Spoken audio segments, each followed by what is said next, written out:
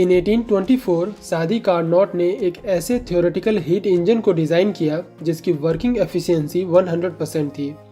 Heat engine ऐसे device होते हैं जो हीट को मैकेनिकल एनर्जी में कन्वर्ट कर सकते हों, जैसे कि स्टीम इंजन या मोटर व्हीकल। सभी हीट इंजन का वर्किंग प्रिंसिपल सेम है, जिसमें किसी भी वर्किंग सबस्टेंस, गैस या वेपर को एक साइक्लिक प्रोसेस के अलग अलग थर्मोडायनेमिक स्टेजेस से गुजारते हुए वापस पहले वाली स्टेज में लाया जाता है। कार्नोट ने सजेशन दिया कि अगर किसी हीट इंजन को एक स्पेसिफाइड प्रोसेस के फिक्स्ड थर्मोडायनेमिक स्टेजेस से गुजारा जाए तो ऐसे में हीट इंजन की एफिशिएंसी 100% पॉसिबल हो सकती है। इसे कार्नोट इंजन या आइडियल हीट इंजन कहते हैं। आइडियल इसलिए क्योंकि ये इंजन मैक्सिमम एफिशिएंसी देता है, कोई और इंजन इससे अधिक एफिशिएंट नहीं हो सकता। कार्नोट द्वारा सजेस्ट किए गए इस स्पेसिफाइड साइक्लिक प्रोसेस को कार्नोट साइकिल कहते हैं।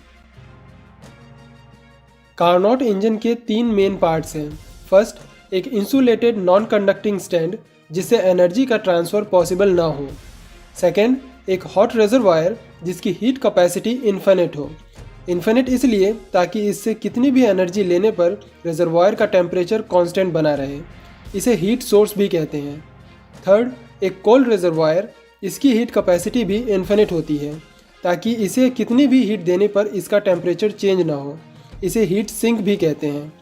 फोर्थ, एक सिलेंडर जिसमें वर्किंग सबस्टेंस को रखा जा सके। वर्किंग सबस्टेंस कुछ भी हो सकता है, गैस या लिक्विड। सिलेंडर के साथ एक मूवेबल पिस्टन लगा होता है।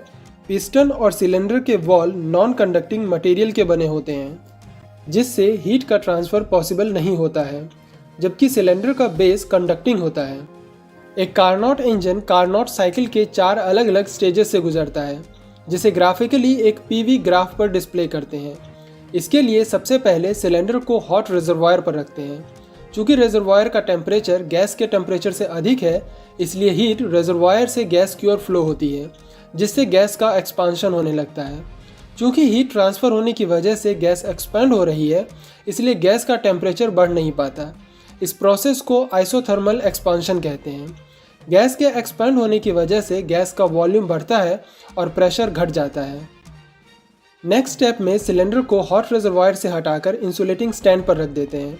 ऐसा करने पर गैस चारों ओर से नॉन कंडक्टिंग वॉल से कन्फाइंड हो जाती है।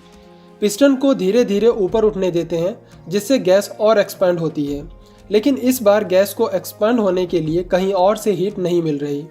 इस तरह के एक्सपांशन को एडियाबैटिक एक्सपांशन कहते हैं। चूँकि यह एक्सपेंशन बिना हीट के हो रहा है, इसलिए गैस का टेम्परेचर डिक्रीज होने लगता है। इस एक्सपेंशन के कारण भी गैस का वॉल्यूम और बढ़ता है और प्रेशर घट जाता है। नेक्स्ट स्टेप में सिलेंडर को स्टैंड से उठाकर कोल्ड रिजर्वायर पर रख देते हैं। अब पिस्टन को अंदर की ओर प्रेस करते हैं, जिससे गैस का कंप्रेशन होने लगता है। गैस के कंप्रेस होने से जो एक्स्ट्रा हीट प्रोड्यूस होती है, उसे रिजर्वायर एब्जॉर्ब कर लेता है। इस तरह गैस उसी कांस्टेंट टेम्परेचर पर कंप्रेस हो जाती है। इसे आइसोथर्मल कंप्रेशन कहते हैं। इस कंप्रेशन के कारण गैस का वॉल्यूम घट जाता है और प्रेशर इंक्रीज हो जाता है। फाइनल स्टेप में सिलेंडर को फिर से स्टैंड पर रख देते हैं और पिस्टन को डाउनवर्ड प्रेस करते रहते हैं। लेकिन अब एक्स्ट्रा प्रोड्यूस हो रही हीट को एब्जॉर्ब करने के लिए कोल्ड रिजर्वायर नहीं है, इसलिए गैस का टेम्परेचर बढ़ने लगता है। इस कंप्रेशन को एडियाबैटिक कंप्रेशन कहते हैं। पिस्टन को तब तक प्रेस करते हैं जब तक कि गैस का टेम्परेचर बढ़कर वापस से हॉट रिजर्वायर के बराबर ना हो जाए। इससे गैस का वॉल्यूम और घटता है और प्रेशर इंक्रीज होता है। इस स्टेप के एंड में गैस वापस से अपनी इनिशियल स्टेट में पहुंच जाती है। यह कंप्लीट साइकिल कार्नोट साइकिल कहलाता है और इस पर वर्क करने वाला इंजन कार्नोट इंजन कहलाता है। एक कार्नोट इंजन की एफिशिएंसी दोनों रिजर्वायर के टेम्परेचर पर डिपेंड करती है। या तो हॉट रिजर्वायर का टेम्परेचर इन्फिनिट केल्विन कर दें या फिर कोल्ड रिजर्वायर का टेम्परेचर 0 केल्विन। दोनों ही केसेस में इंजन की एफिशिएंसी 100% हो जाएगी, बट ऐसा कर पाना पॉसिबल नहीं है। इसलिए कार्नोट इंजन सिर्फ एक थ्योरेटिकल आइडियल इंजन है। प्रैक्टिकल इंजन की एफिशिएंसी बढ़ाने के लिए हम दोनों रिजर्वायर के टेम्परेचर में जितना ज़्यादा डिफरेंस पॉसिबल हो उतना ज़्यादा रखते हैं।